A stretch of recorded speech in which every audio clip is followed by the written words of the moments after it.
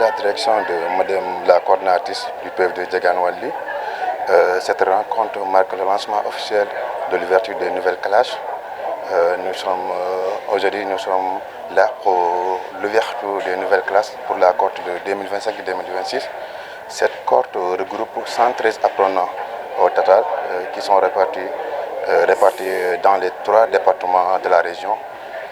Dans le département de Kaolack, nous avons 36 apprenants dans les différentes filières comme le soin esthétique, installation panneaux solaires photovoltaïques. Donc ces apprenants sont accueillis par les entreprises formatrices et les centres de ressources, dont le lycée technique et le CFP de Kaolack. Donc pour les bénéficiaires du programme, les apprenants du programme, il n'y a pas de paiement que les apprenants versent à l'État. Mais c'est plutôt le contraire. C'est l'État qui verse chaque mois une indemnité qu'on appelle l'allocation de 40 000 francs qu'il verse à chaque apprenant. Mais pour cela aussi, il faut que l'apprenant soit régulier, ponctuel et assidu au niveau des centres de ressources comme en entreprise. Donc chaque fin du mois, l'État verse une somme de 40 000 francs aux apprenants pour les motiver davantage, mais aussi pour leurs frais de transport et restauration. À la fin de la formation aussi, ils bénéficieront d'un examen qu'on appelle l'examen d'État pour qu'ils puissent avoir leur diplôme CPS. Parce que donc, après cette formation, normalement, l'apprenant doit être opérationnel. C'est dont le marché du travail a besoin.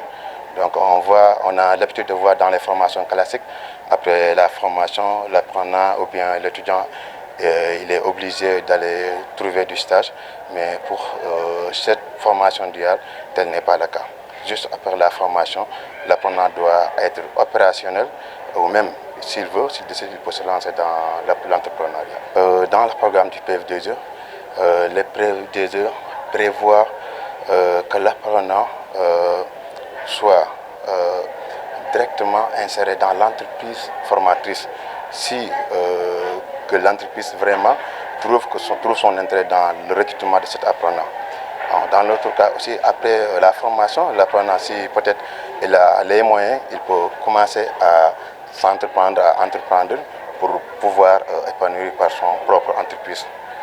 Mais aussi donc, le PF2E continue d'élargir parce que récemment donc, il a essayé de trouver un partenariat avec les structures de l'État comme DER et certaines structures. Après la formation, donc l'apprenant du PF2E pourra peut-être bénéficier de ces investissements, de ces financements venant de l'État. Mais actuellement, il n'y a pas d'outils ou bien il n'y a pas de mécanisme direct qui va permettre à l'apprenant d'être inséré dans une entreprise. Je suis sortie du PF2E. J'ai fait ma formation de 3 ans en PF2E. Maintenant, je suis formatrice en EPFCE, École Fatou Sarr chez Ndeye Gueye.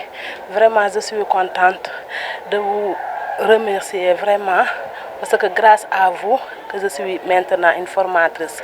Vraiment, je vous remercie. Je vous dis que de rapprocher vers PF2E pour mieux avoir des formations. Tout début est difficile, mais on nous a encadrés, formés. En même temps, on donne des transports. Vraiment, c'est bien.